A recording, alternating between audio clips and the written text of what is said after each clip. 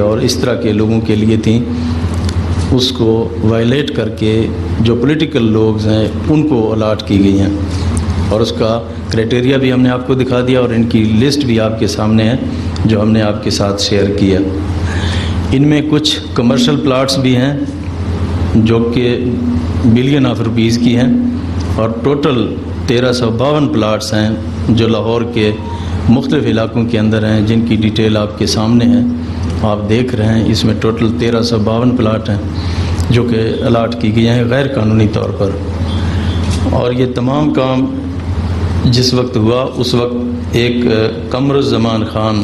جو کہ health department میں ملیریا سپر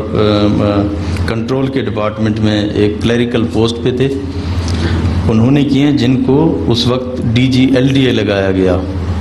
اور انہوں نے یہ سارا کام سر انجام دیا۔ اس کے بعد جب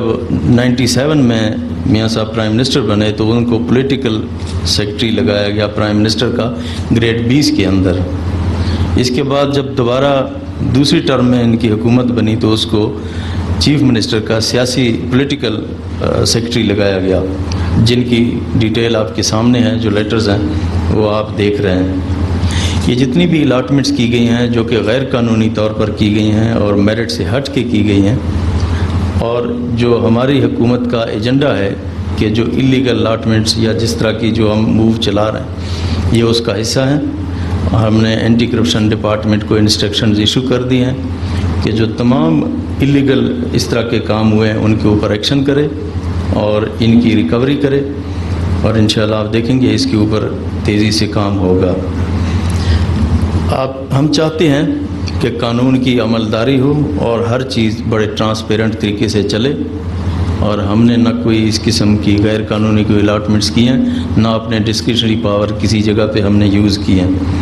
اور ہم حقیقی طور پر عوام کی خدمت کرنا چاہتے ہیں اور ٹرانسپیرنٹ طریقے سے حکومت بنانا چاہتے ہیں۔ یہ نیا پاکستان ہے، انشاءاللہ اس میں آپ لوگوں کی رہنمائی کے ساتھ ہم پوری اپنی توجہ صرف کریں گے عوام کی خدمت پر۔ آپ لوگوں کی رہنمائی کے ساتھ ہم پوری اپنی توجہ صرف کریں گے عوام کی خدمت پر،